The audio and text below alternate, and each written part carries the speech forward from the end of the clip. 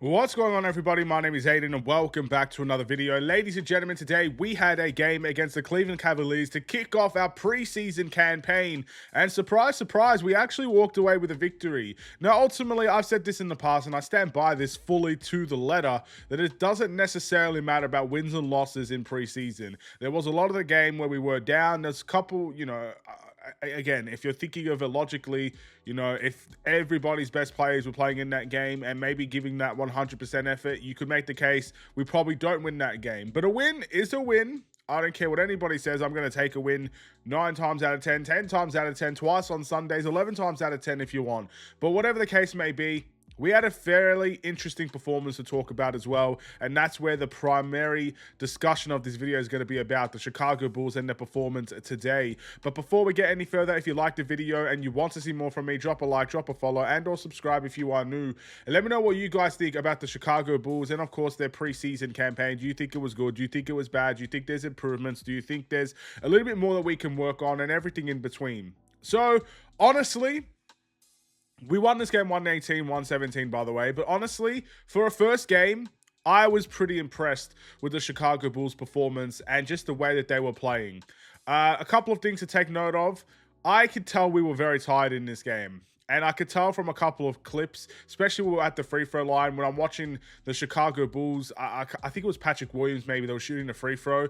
Every single Chicago Bulls player was having their hands on their shorts, gasping for air, breathing hard, breathing heavy. You could tell that there was legitimate tiredness in this team.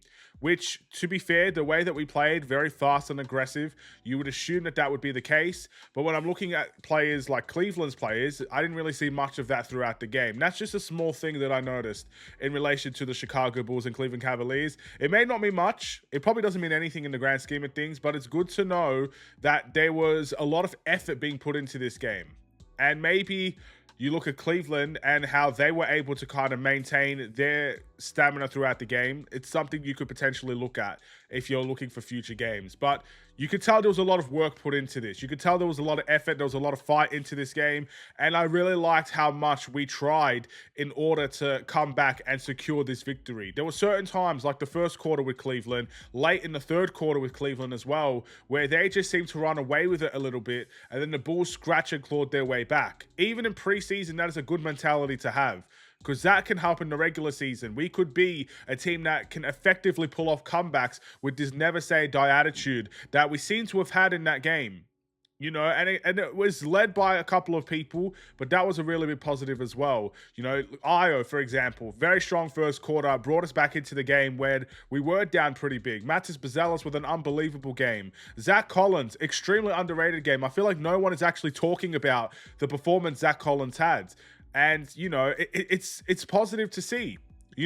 Coming into the training camp, a lot of people said, I think Billy Donovan may have said, I'm not sure if Billy Donovan said this, but essentially a lot of people said that our biggest attribute could be the depth and our bench production. Ladies and gentlemen, let's take a look at that bench production real quick. So we've got on the bench, these are not, if some players played in the fourth quarter, some players played the majority of the game, but regardless, Noah Asenge had 8 points and 5 rebounds on, in my opinion, a very impressive debut. What I noticed about him was, again, you could clearly tell he cared. My man was putting in a lot of effort, trying to track loose balls, trying to, get blocks, chase down blocks and stuff of that nature. When things weren't falling his way, you could tell there was a little bit of a sort of thing, he was a little bit of a complaining sort of player, in my opinion, at least today. But still, a very impressive debut. 8 points, 5 rebounds, knocked down a couple of shots, was big on the glass. And for a first game, I don't think you can ask for much more, especially since he only played in one quarter. Really, really liked what I saw from him today. Patrick Williams had 11 points, 3... I think, what was it? It was 3 assists and 2 rebounds. He was guarding guys like Evan Mobley today. He was really, really positive in my opinion, and got to the paint a lot as well. Dalen Terry had 4. Kamawara had 3. Javon Carter had 10 points. It was very clutch in that fourth quarter. Trey Jones with 10 points. 4 steals, by the way, I believe, for Trey Jones as well. Jalen Smith had 5 points. Zach Collins had 16 points. That is depth, ladies and gentlemen. And we're not even talking about Io here. I don't think I even mentioned Io, who had 12 points. So, exactly. Maybe I did mention Io. My apologies. But that is depth. That is bench depth. And look, that doesn't necessarily mean it's going to translate over to the regular season. The preseason is about learning things about yourself and trying to improve so you can have a good start to the regular season. That is the purpose of preseason and training camp, to make sure you are prepared. And so far, what we were told about this bench and how it could be our secret weapon, or it could be our most positive attribute, at least in this game specifically, that's exactly what we saw. That's exactly what we saw, ladies and gentlemen, and I'm very, very happy for that. Yes, we may have missed Kobe White. I believe we missed Kobe White. I don't think our offense was absolutely amazing overall, but it was different. For starters, especially in the first half, we got to the paint a lot, ladies and gentlemen. There was a stat sheet that essentially said the Bulls shot 3 from 10 from 3, which, okay, it is what it is, but a majority of their points came from the paints, which means they were actively moving, constantly pushing the pace, constantly finding their way to the rim, constantly with the backdoor cuts, constantly finding the plays in the paint as well. The amount of times Vucevic found a paint player, and even Patrick Williams did it, Matas Bazelis did it, they always found these players in the paints, and they were able to just effectively put the ball in the basket. It's exactly what you're supposed to do. It's the easiest place to score, and we found a way to get a lot of effort and a lot of attempts at the paint. It might not work every game. You know, again, it's preseason. Surely when you get to the regular season, Cleveland will probably try to shut that down a little bit more. But regardless, that was a clear game plan that we went for, and it was executed very well, which is an outstanding feat for preseason as well. So many good positive things to talk about, ladies and gentlemen. Overall, I am quite happy with this performance. I don't expect us to walk in and be the first seed in the Eastern Conference. I expect us to walk in and improve on last season, and I think this is a good start in doing so.